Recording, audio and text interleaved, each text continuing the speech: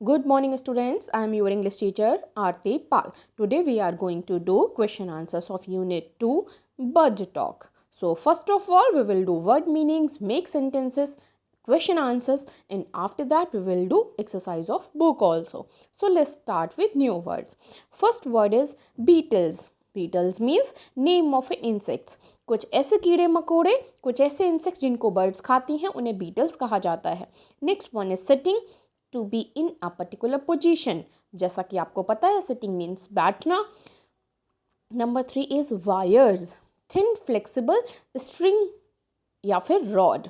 Wires आपको पता है जिन पतली पतली वायर्स का यूज़ करते हैं इलेक्ट्रिसिटी में, जिन पर बर्ड्स अक्सर बैठती हैं. Funny. Funny means causing laughter. कुछ ऐसी बातें, कुछ ऐसी चीज़ जो हमें हंसने पर मजबूर कर दे, it's called funny. Now we will do make sentences. Beetles. I saw a beetle on the bark of a tree. Next point is sitting. I was sitting on my uniform by mistake. मैं अपनी uniform पर गलती से बैठ गया. Third one is wires. We need a long wire to connect the television. हमें television को connect करने के लिए एक लंबी सी वायर चाहिए. Next and last one is funny. It was a funny story to read. ये स्टोरी जो हमने रीड की है वह बहुत फ़नी थी. Now we will do question answers. Question number 1 is name the 2 birds in the poem. आपने जो पोएम रीड की थी उस पोएम में जो 2 बर्ड्स हैं उनके क्या नाम हैं. So your answer will be the 2 birds are robin and jay in the poem.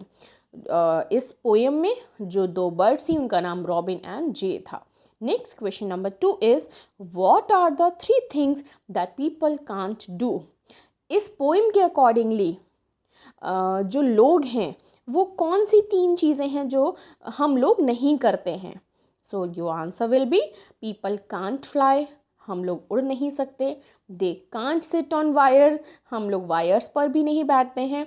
Number 3rd one is they can't get feathers and wings. और हम लोगों के ना ही फेदर्स और विंग्स भी नहीं होते हैं. Next and last question number 3 is what do birds think of people. इस पोएम में जो रॉबिन और जे हैं वो लोगों के बारे में क्या सोचते हैं.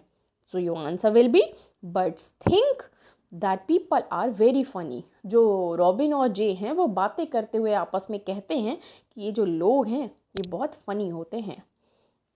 Now we will do exercise of book page number 13. So what's a question. Now write 4 sentences on birds using the following words. So students, as you are seeing in pink strip, you are seeing some words.